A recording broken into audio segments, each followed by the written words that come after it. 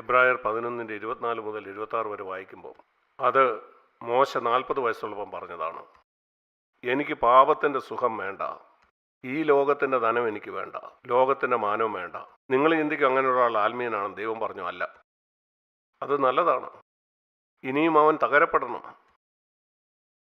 അവൻ തകരപ്പെടാനായിട്ട് 40 കൊല്ലമെടുത്തു. അപ്പോൾ ദൈവം പറഞ്ഞു നീ ഇപ്പം തയ്യാറായിരിക്കുന്നു. അതിനു മുമ്പ് അവനെ ലോകം പുകഴ്ത്തി. പണത്തിന് വേണ്ടി ജീവിക്കാത്ത ഒരു മനുഷ്യൻ, നിഷ്കളങ്കനായ ഒരാൾ, മാനം ആഗ്രഹിക്കാത്തവൻ, ലോകം നിന്നെ പുകഴ്ത്തുകയാണ്. എന്നാൽ ദൈവം പറഞ്ഞു എനിക്ക് നിന്നെ ഉപയോഗിക്കണം, അതിന് നീ തകരണം. 40 കൊല്ലം കൊണ്ട് അവനെ നുറുക്കി പൊടിച്ചു. ഇത്രമാത്രം അവൻ തകരപ്പെട്ടു. അവൻ ദൈവത്തോട് പറഞ്ഞു നിന്നെ സേവിക്കാൻ ഞാൻ യോഗ്യനല്ല. ഞാനൊരു അരിഷ്ടനാണെന്ന് മോശ പറഞ്ഞപ്പം അവനത് അർത്ഥമാക്കിയാണ് പറഞ്ഞത്. നമുക്ക് വേണേൽ പാടാം, ആശ്ചര്യമാം മഹാകൃപ രക്ഷിച്ച് ഈ ഹീനനെ. എന്നാൽ നീ ഒരു ഹീനനാണെന്ന് നീ വിശ്വസിക്കുന്നതെന്ന് എനിക്കറിയില്ല.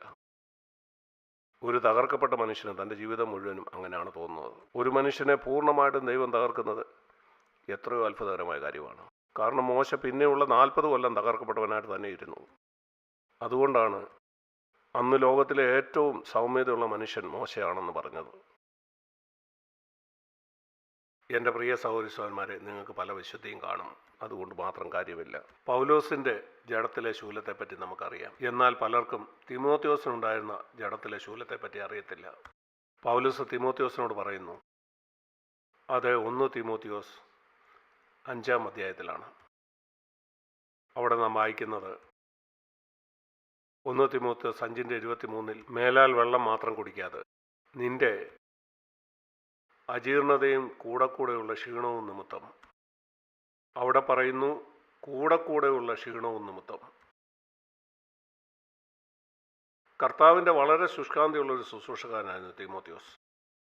പൗലോസ് കഴിഞ്ഞാൽ ഫിലിപ്പിയർ 2:19 പൗലോസ് അത് പറയുന്നുണ്ട്. എന്നാൽ ആ മനുഷ്യന് കൂടെ രോഗിയാകുമായിരുന്നു. എങ്ങനെ നിങ്ങൾക്കത് മനസ്സിലാക്കാൻ കഴിയും? 1-ാം നൂറ്റാണ്ടിൽ ജീവിച്ചിരുന്ന കർത്താവിൻ്റെ വലിയ ദാസന് കൂടെ രോഗമുണ്ടാകുമായിരുന്നു. ഇതല്ല ഇന്നത്തെ ക്രിസ്ത്യാനികൾക്ക് മനസ്സിലാകുന്നത്. കാരണം അവർക്ക് ദൈവത്തെ അറിയില്ല, അവർക്ക് നുറുക്കമറിയില്ല. അവർക്കറിയില്ല ഈ ഭൂമിയിൽ കുറച്ച് നാൾ നമ്മെ ഈ ലോകത്തിൽ ദൈവം ആക്കി വച്ചിരിക്കുന്നത് നമുക്ക് പണവും ആരോഗ്യവും തരാൻ വേണ്ടിയല്ല.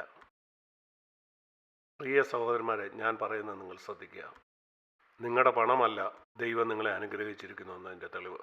നിനക്കതുണ്ടായിരിക്കും, എന്നാൽ അതങ്ങനെ സംഭവിച്ചെന്നേ ഉള്ളൂ. നിങ്ങളുടെ തൊലിയുടെ നിറം പോലെ. നിങ്ങളുടെ തൊലിയുടെ നിറം വെളുപ്പായതുകൊണ്ട് നിങ്ങൾ ചിന്തിക്കുന്നുണ്ടോ ദൈവത്തിന് നിങ്ങൾ കൂടുതൽ വേണ്ടപ്പെട്ടവനാണെന്ന്? അങ്ങനെയല്ലെന്ന് നിങ്ങൾക്കറിയാം. അതുപോലെ തന്നെയാണ് ഇതും. സമ്പത്തും അതുപോലാണ്. ഒരു പക്ഷേ നിങ്ങൾ CFC വന്നു, അന്ന് നിങ്ങൾ ഒരു പക്ഷേ വളരെ ദരിദ്രരായിരുന്നു. എന്നാൽ ഇന്ന് ദൈവം നിങ്ങളെ വളരെയധികം അനുഗ്രഹിച്ചു. ഏത് തരത്തിലാണ് അനുഗ്രഹിച്ചത്? തകർച്ചയിലൂടാണോ? എന്തായാലും പണത്തിലൂടെ അല്ല, മക്കളിലൂടെയുമല്ല. അല്ല, നിനക്ക് പല മക്കളുണ്ടെങ്കിൽ അത് ദൈവത്തിൻ്റെ അനുഗ്രഹമല്ല. കാരണം കുഞ്ഞുങ്ങളുടെ കാര്യമാണെങ്കിൽ ഏത് മുസ്ലിം കുടുംബവും നിന്നെ ആ കാര്യത്തിൽ തോപ്പിക്കും. അതിലല്ല പ്രശംസിക്കേണ്ട. അത് തകർച്ചയിൽ കൂടെ ആയിരിക്കണം. അതാണ് ദൈവത്തിൻ്റെ അനുഗ്രഹത്തിൻ്റെ ലക്ഷണം.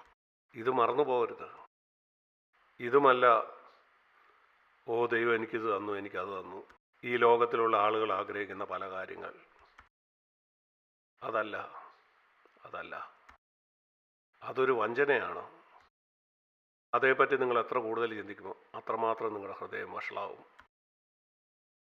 നിങ്ങൾ തകരപ്പെട്ട ഒരാളായിരിക്കണമെന്നാണ് ദൈവം നിങ്ങളെക്കുറിച്ച് ആഗ്രഹിക്കുന്നത്.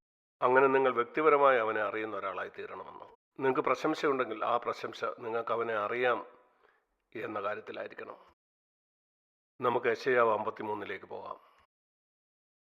യേശുവിനെക്കുറിച്ച് നാം യെശയ്യാവ് 53-ാം അധ്യായത്തിൽ വായിക്കുന്നു.